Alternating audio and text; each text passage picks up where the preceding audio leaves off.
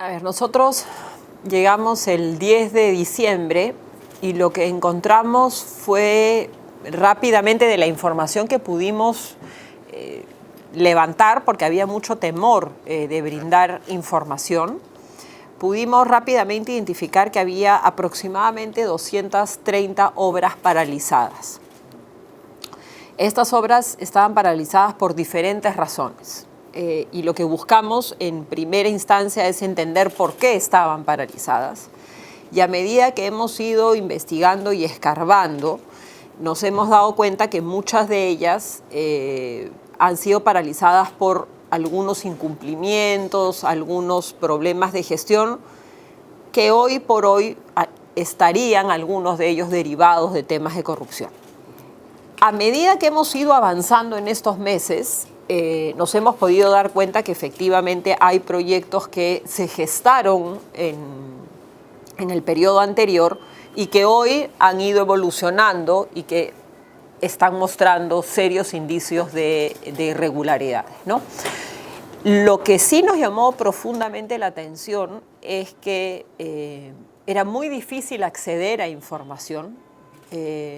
La gente estaba muy temerosa de brindar información, había mucho miedo a firmar, a transparentar cómo se hacían las cosas, había mucho, los grupos funcionaban de manera muy dividida, compartimentada, y obviamente eso es un estilo de trabajo justamente donde lo que se busca es compartimentar la información, porque así uno puede direccionar la información. Entonces, ha habido mucho temor, mucha resistencia a transparentar información, y estos problemas de gestión, nosotros hemos llegado a un punto de pensar, aparentemente las estarían paralizando a propósito, ¿no? Entonces, hay todavía algunas cosas que nos toca terminar de identificar, pero también yo en su momento señalé que encontramos el ministerio en ruina moral, y lo vuelvo a señalar. O sea, había también mucha, y hay todavía el día de hoy, mucha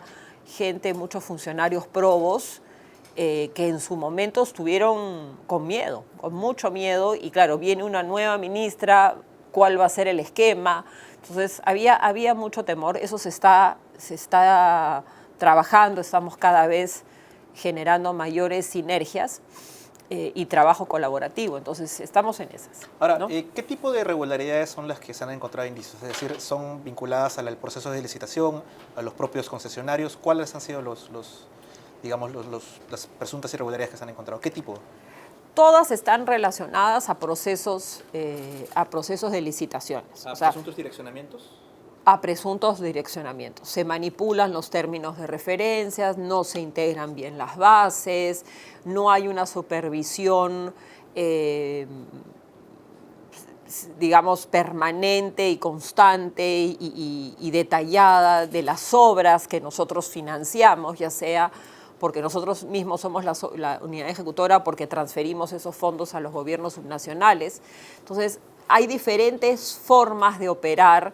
Hemos también descubierto que los propios funcionarios contratan a contratistas, a proveedores, mejor dicho, a proveedores donde habría familiares de ellos de manera, ya sea por un nivel secundario o de tercer lazo de consanguinidad. Entonces se direccionan ciertas contrataciones. Otro modus operandi que hemos encontrado es que se contratan, cuando hay que hacer un arbitraje, vamos a centros de arbitraje que no tienen las competencias de hacerlo. Entonces, hay diferentes modalidades como las que están trabajando, pero obviamente todas están relacionadas a las obras de licitación, que es la razón de ser del ministerio, ¿no? Entonces, ¿cuál es la presunta irregularidad que se habría dado en ese proyecto? A ver, nosotros elaboramos una solicitud de nulidad basada en la información, en una primera información. Esta primera información y producto de una denuncia. ¿Una denuncia interna? Una denuncia anónima, si recuerdo bien, a raíz de que se otorga la buena pro, yo voy a Piura, anuncio la buena pro, según la ley hay unos días que son aproximadamente entre 10 y 12 días, si recuerdo bien, en el que se tienen que llevar a cabo ciertos procedimientos administrativos, donde hay opción a apelación, hasta que finalmente se firma el contrato. Cuando yo voy a Piura en marzo y anunciamos la buena pro, días después llega una denuncia diciendo que había habido irregularidades. Entonces, el equipo del PNCU, que es el Programa Nacional de Saneamiento Urbano, elabora una demanda de nulidad sobre la base de esta denuncia que estipulaba que no se habían integrado correctamente las bases. Al no integrarse correctamente las bases, se supone que habría habido un favorecimiento hacia uno u otro postor, ya que no todos van a tener la igualdad de información. Por lo tanto, si no todos accedemos a la misma información, no podemos hacer propuestas con toda la información de manera transparente, ¿no? Entonces, aparentemente esta no integración de las bases es uno de los modus operandi, ¿no? Es decir, yo no integro las bases correctamente, por lo tanto el SEACE no las puede colgar, ¿no?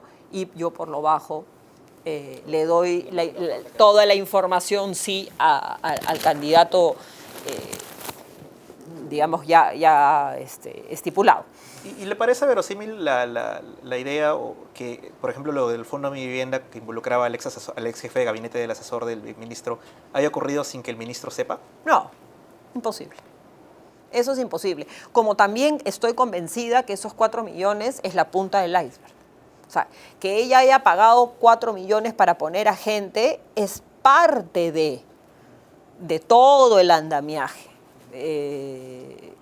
Ella se ha beneficiado no solo poniendo a estas personas, sino por qué ha puesto a estas personas. Porque a partir de ahí se han tomado un montón de decisiones que la están beneficiando. O sea, te aseguro que su inversión ha sido altamente rentable.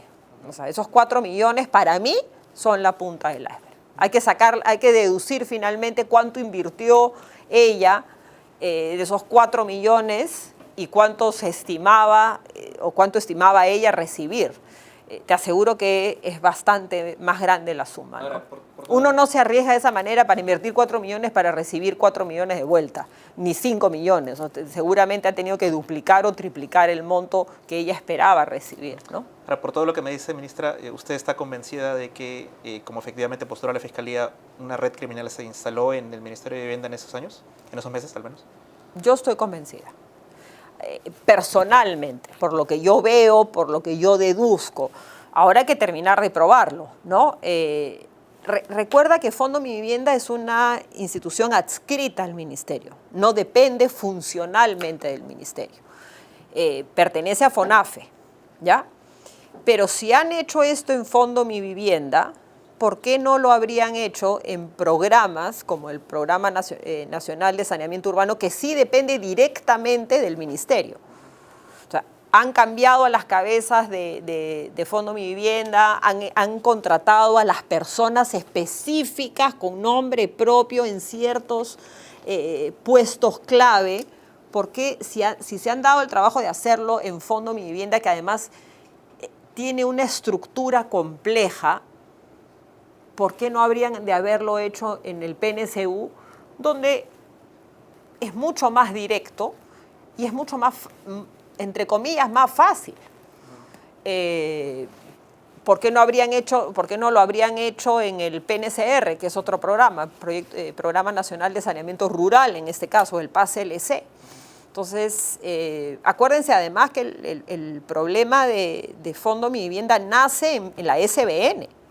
Habrían también tomado SBN. Entonces, si han tomado SBN y han tomado Fondo Mi Vivienda, que pertenecen a nivel de rectoría al Viceministerio de Vivienda, ¿por qué no habrían hecho lo otro con el Viceministerio de Construcción y Saneamiento, donde están todas las obras grandes y millonarias? Ahí estamos hablando de proyectos de 600, de 700 millones, de 800 millones. Encontramos un proyecto de más o menos 1.500 millones en Juliaca.